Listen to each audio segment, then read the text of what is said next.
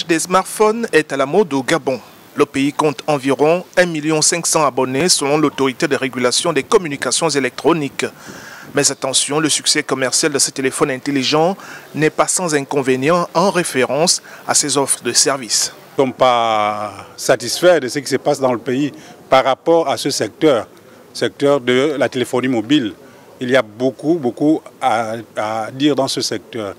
Il y a plusieurs consommateurs qui se plaignent et c'est l'occasion donnée à l'autorité de régulation, au pouvoir public en général, de trouver des réponses pourquoi nous sommes rendus vulnérables face, n'est-ce pas, aux opérateurs économiques. Une journée mondiale des droits des consommateurs est faite pour délier les langues sur les risques à la consommation des produits connectés. Les risques, c'est notamment la gestion des informations que nous mettons dans notre smartphone.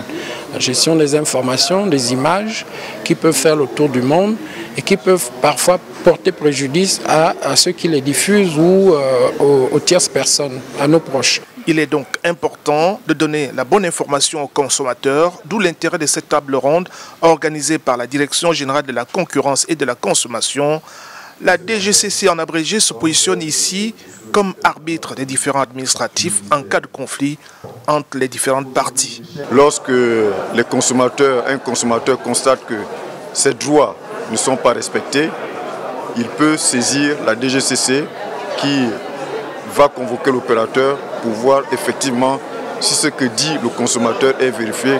Et dans ce cas, nous pouvons prendre une sanction. Mais si les parties prenantes n'acceptent pas la décision de la DGCC, elles peuvent faire recours aux autorités judiciaires. À la lumière de ce qui précède, les consommateurs sont invités à s'affirmer et agir de façon à ce qu'ils obtiennent un accord équitable.